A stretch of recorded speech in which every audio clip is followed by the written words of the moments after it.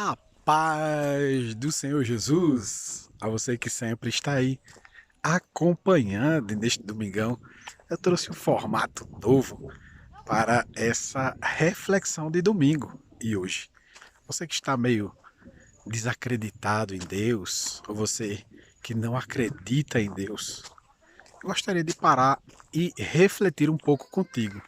Nesse caso, você acredita em Deus e conhece alguém, manda essa mensagem para ela, esse vídeo, para que a gente possa parar e refletir, só em um momento bem curtinho aqui, para pararmos e pensarmos um pouco acerca de alguns pontos interessantes. Eu queria começar agradecendo a Deus, primeiro, por estar aqui e ter essa possibilidade, porque se estou chegando até você, de fato, é porque tenho vida, e se tenho vida é porque Deus me presenteou ela. Então, oremos. Senhor Deus e Pai, Deus bendito, em nome de Jesus, eu te agradeço, Senhor, pela minha vida, pela minha saúde, por tudo que tens feito por mim, porque eu sei que sem ti a minha vida não tem sentido, visto que tu és Criador de todas as coisas. Pai querido, amado e bendito, que as tuas mãos estejam sobre a vida de cada um dos que assistem, que o Senhor abençoe a cada um, que o Senhor esclareça as suas dúvidas, que o Senhor acalente as suas almas e que o Senhor os faça abundar. Em nome de Jesus. Amém.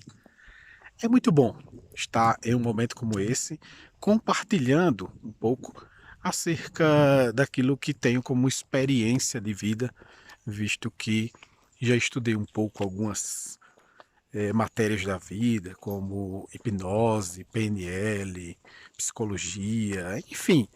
Sou um verdadeiro curioso, aqueles que gostam de conhecer bastante. E uma das coisas que eu sempre me pergunto é como as pessoas elas pensam a respeito da existência de Deus. E vez ou outra eu encontro no meu caminho ateus, ateus. E até alguns que já frequentaram a igreja, já tiveram contato com a Bíblia, são filhos de crentes, enfim. E é muito interessante tudo isso. E até neste ponto, eu digo que a análise da vida é um ponto bem interessante para trazermos à tona a respeito desta dúvida que possa pairar sobre a cabeça de você que de fato não acredita em Deus ou que está pensando que Deus não existe.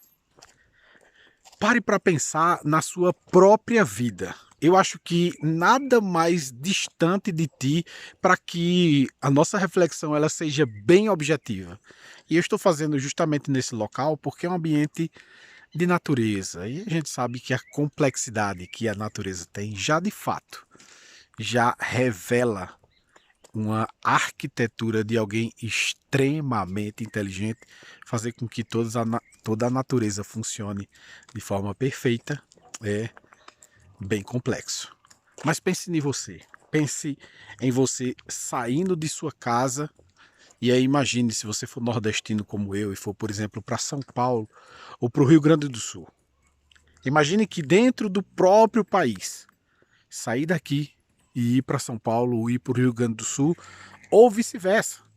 Se você nos acompanha daí do sul, é bom você comentar de onde você nos acompanha. Então imagine, um ano depois, 2 anos depois, 5 anos depois, como estarás falando? Como estarás pensando?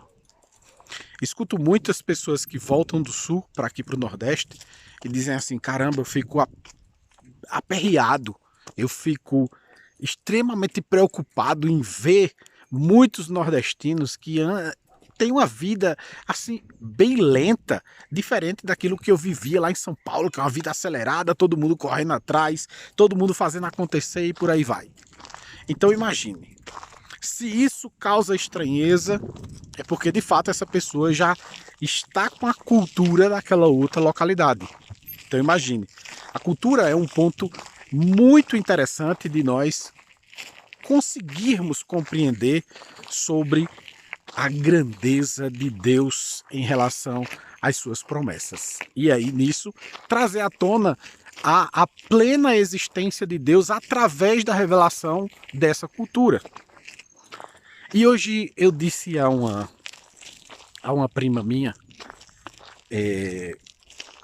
que é justamente algo que eu chamei a atenção para que ela observasse. Eu não quero forçar ninguém que não acredita em Deus. Você tem que acreditar. Não, não é assim. Nem o próprio Deus faz isso e ele teria capacidade suficiente para fazer. Mas ele não age assim. E eu acho que nada mais nada mais interessante do que cumprir aquilo que o nosso Criador, que o nosso ensinador, ele fez e faz.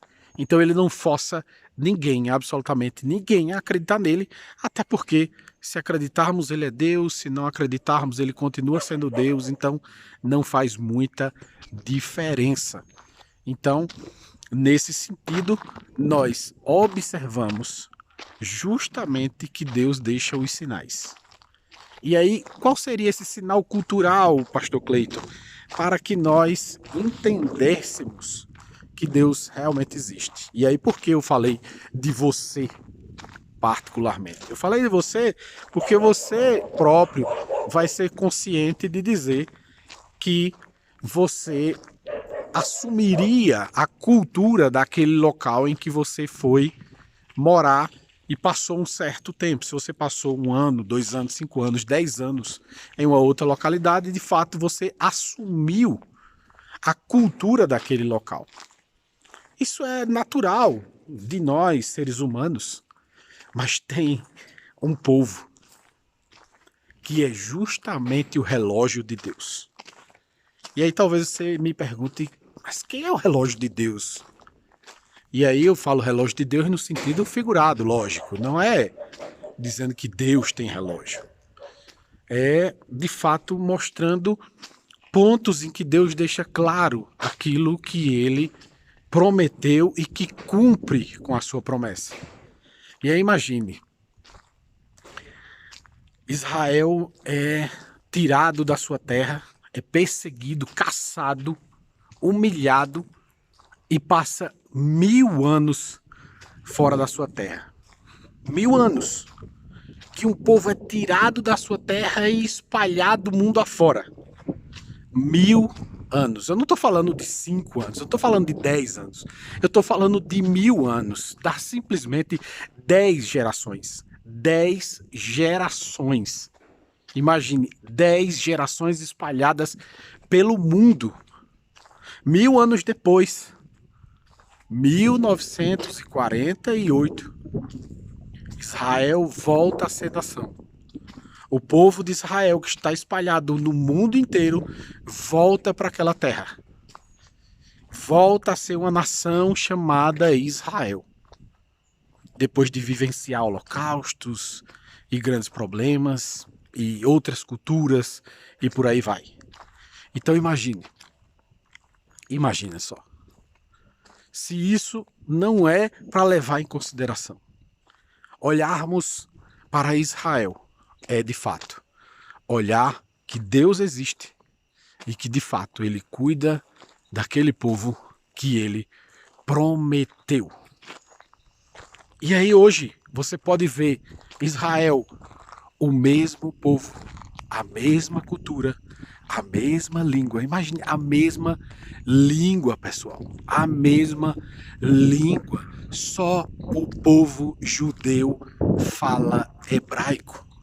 Porque se você for olhar, por exemplo, os muçulmanos, os árabes, todos eles têm as suas línguas. Mas o povo judeu não. Eles falam o hebraico, o mesmo de antes de ter saído da sua terra. O mesmo que falavam com Deus nos salmos e em tantos e tantos lugares que eles peregrinaram. E aí eu chamo a atenção, olhe sim para Israel, porque Israel é um sinal da existência de Deus. O povo de Israel é um sinal de Deus. Se você for olhar a bênção que Deus tem sobre aquele povo, você vai ver que as maiores tecnologias do mundo estão em Israel. Os maiores pensadores do mundo estão em Israel. E Einstein é de onde? E os grandes pensadores americanos são de onde? Vá olhar, vasculhe um pouco mais. E você vai ver que, de fato, Deus tem algo diferente com o povo de Israel.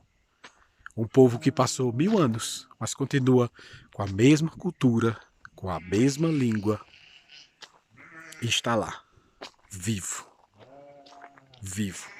Qualquer outra nação do mundo já teria sumido, já teria se misturado, já teria acabado. Mas Israel é o relógio de Deus. Então, se você quer um sinal de que Deus existe, olhe para Israel, porque de fato você vai perceber que tem algo sobrenatural sustentando aquela nação e aquele povo. E com certeza você vai começar a ver os sinais. E quando você começar a ver os sinais, você vai buscar mais. E quanto mais você buscar, mais você vai encontrar. Sabe por quê? Porque o próprio Deus disse isso. Buscai-me e encontrareis. Glória a Deus. Que Deus abençoe a sua vida. Que Deus se revele a você. Que Deus te faça ter experiências incríveis com Ele. Porque pode ter certeza que não tem outro igual ao Senhor para que você possa ter experiências com Ele. Por isso, eu deixo essa mensagem para você. Que Deus te abençoe. E sexta-feira estaremos aqui mais uma vez.